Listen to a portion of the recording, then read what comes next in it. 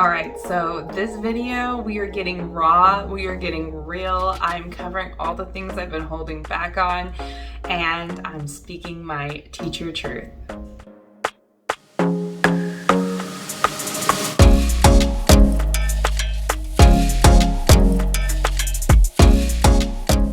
Welcome back to my channel. If you're new here, my name is Rachel from the Behavior Check-In, and I'm a behavior coach in Florida.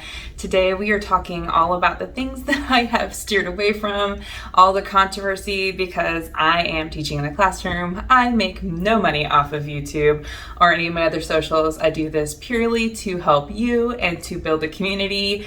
So I've been real hesitant to say these things because I have a day job that pays my bills, and that is what is my top priority. But I feel like I need to say a few things. So before we jump into it, of course, if you want to help me out, I would love if you would like and subscribe and share this video, because maybe that'll help bring in some income and support my channel. I would really appreciate it. All right, so we're gonna go ahead and get talking about some things that have been heavy on my heart, that I've seen a lot about on social media, and I just kind of want to address them. One that I've been seeing a lot about, and I've gotten a lot of questions. People have wanted to know what I think about the high incidence of behaviors in the gen ed classroom. So we're seeing all these videos that are showing kids having aggressive behaviors in the classroom. They're all over social media. I don't necessarily agree with those videos. That is for a different topic. I don't know, as a behavior teacher, as a parent with a child that has an emotional disability, that stuff frustrates me. I don't believe in videotaping children and posting it all over the internet. I don't think that you would appreciate if someone showed one of your worst moments of your entire life and posted it all over the internet. I have huge issues with that. I know why people are doing it. I understand that they're trying to shed light on what we're seeing in the classroom so that people who aren't in the classroom understand what teachers are having to deal with. But I think it's just only surface level, and we're not really getting to the heart of the issue. So I kind of want to address that, and the heart of the issue with those aggressive behaviors, the verbal aggression or the physical aggression or just the room clears, that kind of thing. So obviously, working in an emotional support behavior setting, which I do and I've done for a while, we see these kinds of things on the daily. It is part of my job. I don't see it so much this year, but I've seen it especially with younger kids because they're still learning to regulate their emotions. And a lot of times little things like writing your name a certain way can really trigger their fight or flight. And you see these kind of episodes in children who do not know how to regulate their emotions. Let me be clear. These children do have a disability. I think that is first and foremost the thing that we need to address. A lot of people want to say, oh, this is just a bratty kid who throws a fit and they get what they want. Once again, surface level. It can be easy to say that. To be honest, I will agree that their outbursts do get them what they want.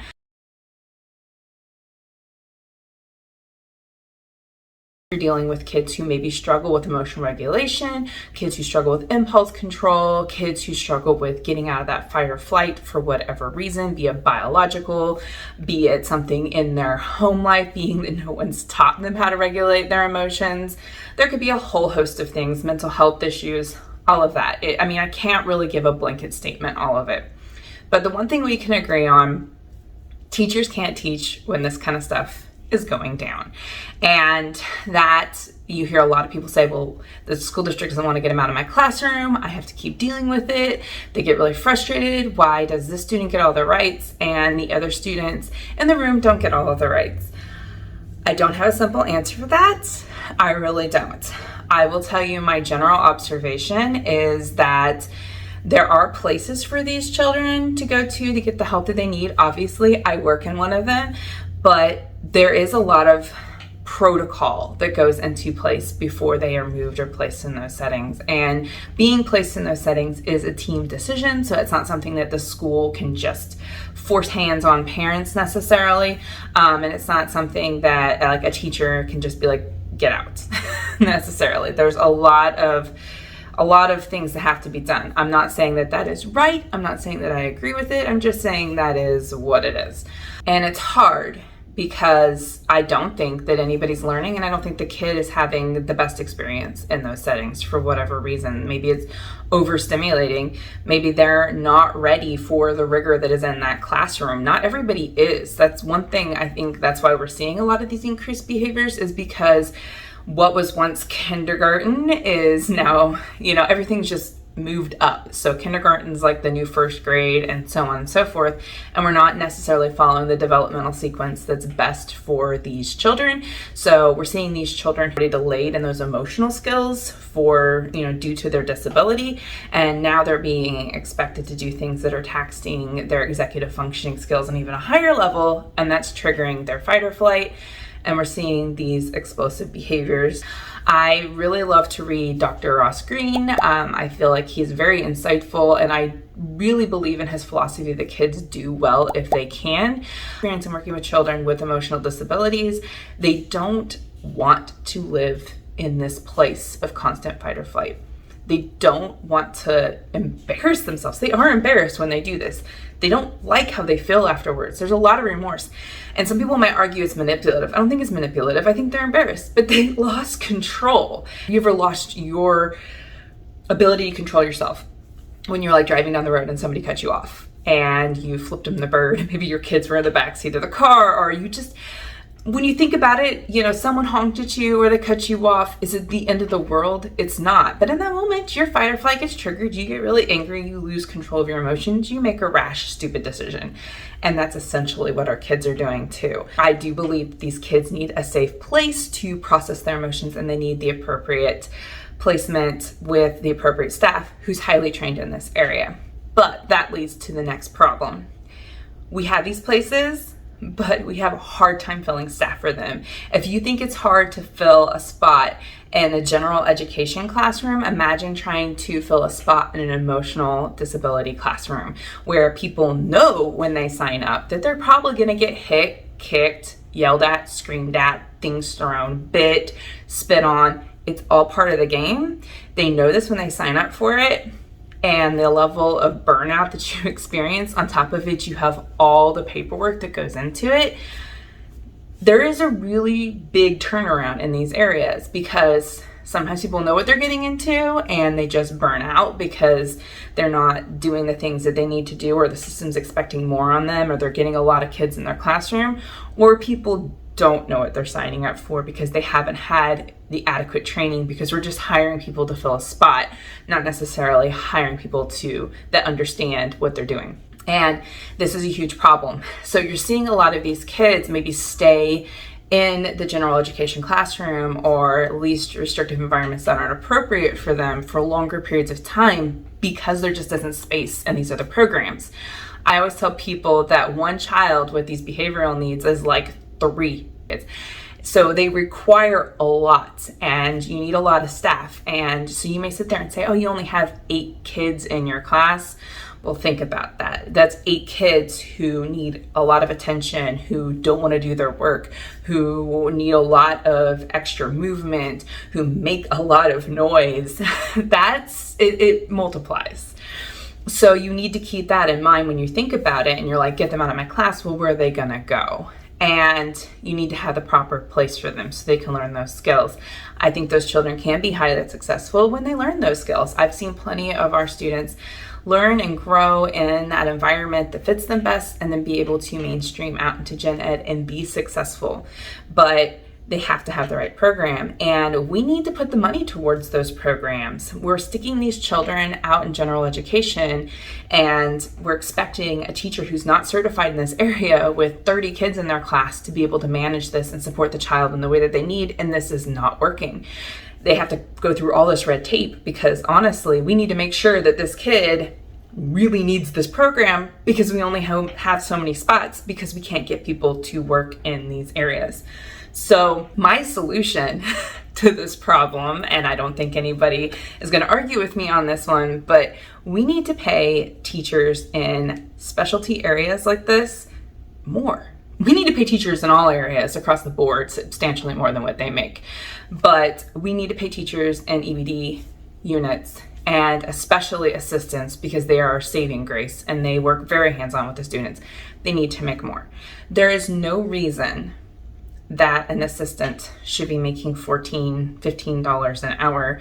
They are doing all the things, to support the teacher, and they're getting the hits, the kicks. A lot of times they get the hits, the kicks, the punches, the bites more than the teachers do, because they are in such close proximity to those students. They need to be paid more. They need to be paid a living wage. I know many assistants who are working multiple jobs to make ends meet. I know many assistants who have to live with other people because essentially they're homeless because they can't afford housing on the money that they make, and that's not okay. These people are angels and they are working with high needs populations, and we are not paying them enough where they can even afford to have an apartment. So we really need to up the pay for these people to incentivize them staying, because they're dealing with a lot on a daily basis, and they need to be paid appropriately for what they're doing, because what they're doing is so important. And if we have these people in place and they're able to do their job and they're not struggling to pay their bills financially, so they're able to come in calm and be able to separate and work with those kids and not be thinking about all their problems from their finances, and they can be relaxed and calm and model that for these students, they're going to be so much better off. The same goes for our teachers. Like I said, teachers across the board need to be paid better, but in a lot of fields, if you work in a high needs specialty area, you get paid more because what you're doing requires more training. It's harder. And I'm not saying that EBD is harder than Gen Ed, but I am saying that most Gen Ed high school English teachers don't expect to dodge chairs. It's not usually in your job description, whereas if you are a high school EBD teacher, you probably will. And they should be compensated for that because it is stressful.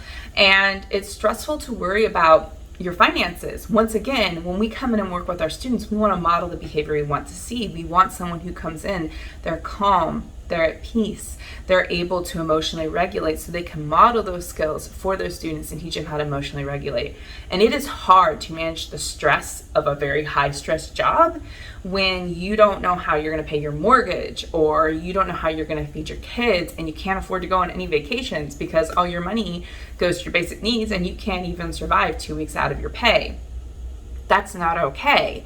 I really think that if we incentivized by offering people who spend all of their time learning how to work with this population of students, and they're working in this area, they should make more. And it doesn't, right now it's like, oh, you get $50 more a paycheck. No, that's not what I'm talking about. You need more. We joke around all the time, hazard pay. It's a real thing. It's a real thing in fields where people work in dangerous situations. And some of these programs, it is dangerous. You do put your body in a position where it could get hurt. You are dealing with students that have mental health needs, and some of them are really struggling based on the facilities that you're at. I mean, in my setting, it's not as bad, but I know people who are in residential facilities, for example, have a lot higher risk of bodily harm, and we need to keep that in mind. And for the powers to be, if they're even watching my channel, which they probably aren't because they don't care, but that is something that we need to address. That we need to pay these teachers that work in these fields more money. That way we have more people working in these areas, and we don't have these kids having these issues and these struggles in Gen Ed and causing problems for teachers who don't know how to manage it, and causing problems for students who have to witness it, and causing embarrassment to the student who's going through it. They deserve the right to have these moments and these feelings and work through these emotions and learn how to manage these emotions in an environment that's conducive to them, that's not embarrassing, where they're not getting posted on the internet. If I could leave it with one major thing, it would be do not post pictures on the internet. I can't. I can't say the whole why of why children are acting this way. That could be an entirely different video. But the fact of the matter is, they are right now in the here and now. This is what's happening, and it's burning people out. It's burning teachers out. And if we're going to address it, let's incentivize these programs. Let's incentivize these teachers who want to work in these programs. Let's support the teachers in Gen Ed, and the kids that are in Gen Ed, and help these children that are really struggling to be where they can get the most help for them. And let's just let's prioritize the field of education more than we are. I absolutely love my job. I wouldn't trade it for anything else. I had another career before I started, but it is hard. It is so incredibly hard. I work a lot, and I wish I could get compensated more for the amount of time and effort and emotional effort that I put into my job.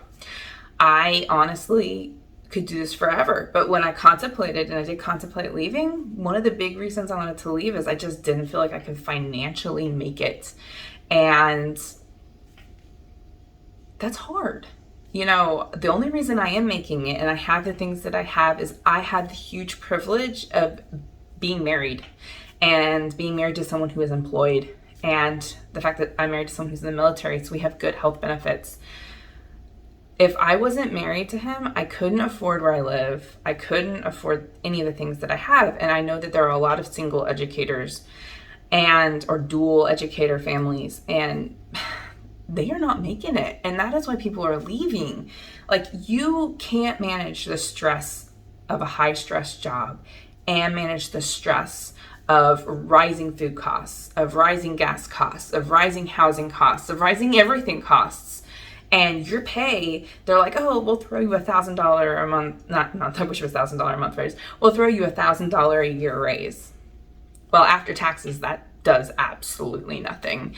That's actually like a slap in the face. We need substantial teacher raises. We need to have it so that teachers can afford to live in the districts that they teach in.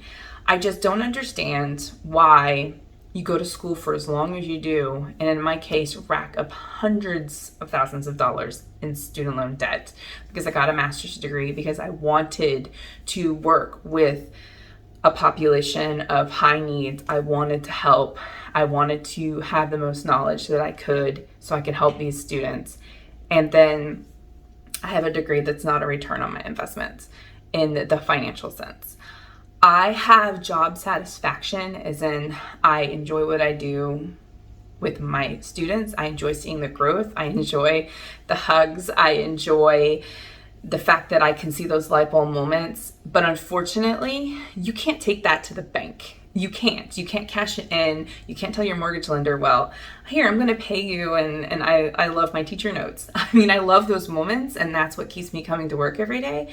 But for a lot of teachers, they're leaving the field because when it all comes down to it, their family comes first, and they've got to afford to feed their kids, and they've got to be able to afford to take care of their house and pay their bills and survive and have enough money to just go on a vacation. We need those. If you're going to manage the high stress of your job, you need to be able to step away, and you need to be able to recharge your batteries. And you need to be able to have money to do that. That's just the fact of the matter. And I know a lot of teachers need therapists because our job is stressful, especially if you work in an area like EBD. You get a lot of transfer trauma from what you deal with the students, and you need to be able to process that in a healthy way.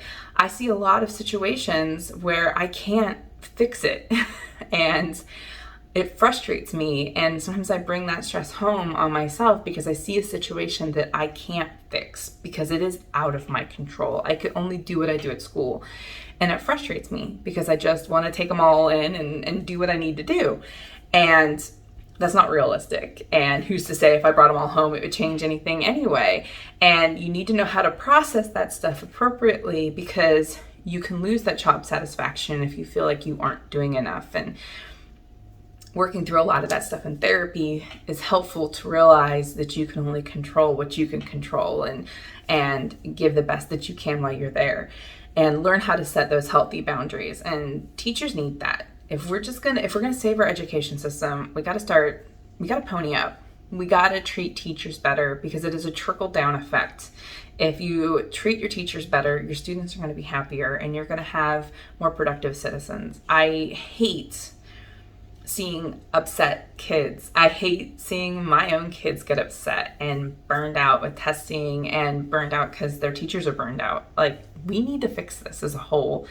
And it's not a complete solution for the whole problem, but throwing a few more bucks at education when we throw it at a lot of other stupid stuff would be a lot. I think it would help tremendously if we made it a priority, because that's the big thing. It's obvious that it's not a priority in our society, and you can see it. You can see how our education system, no matter what we put in place, it keeps falling down and it's not getting better in the whole world on a global scale, and mental health is on the rise, and we just keep doing the same old, same old. It's time to flip the script. Maybe if we treated teachers like doctors, we'd have some better outcomes. Maybe if they had respect like they do in Asian countries and other countries throughout the world, we'd have better outcomes. But we treat our teachers like childcare providers, or even worse, the help, which is what I feel like. I hate saying the word help because I wouldn't treat anybody like help anyway. That's just not my philosophy. But that's how they get treated a lot. Like servants that take care of the kids for people while they go to work. That's what it feels like. Like we're in some feudal society, and kids pick up on that. They pick up on when their parents don't value educators and when society doesn't value educators, and then they reciprocate by showing their disrespect as well. So I know this was kind of a long tangent. I had a lot I wanted to share. I just wanted to get off my chest, say my piece. Like I said, very controversial. Don't like to go in that direction, but I think it needed to be said. But if you like this kind of content, please let me know down in the comments. Like, subscribe, share this out. Make sure you're watching all my videos. I really appreciate it. It really helps my channel out. I've got a lot of other great content that you might enjoy, and I will catch you in the next video. Thank you.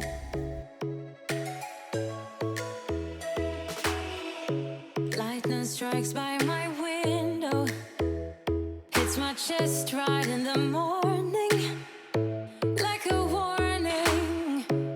Could have slept here for days.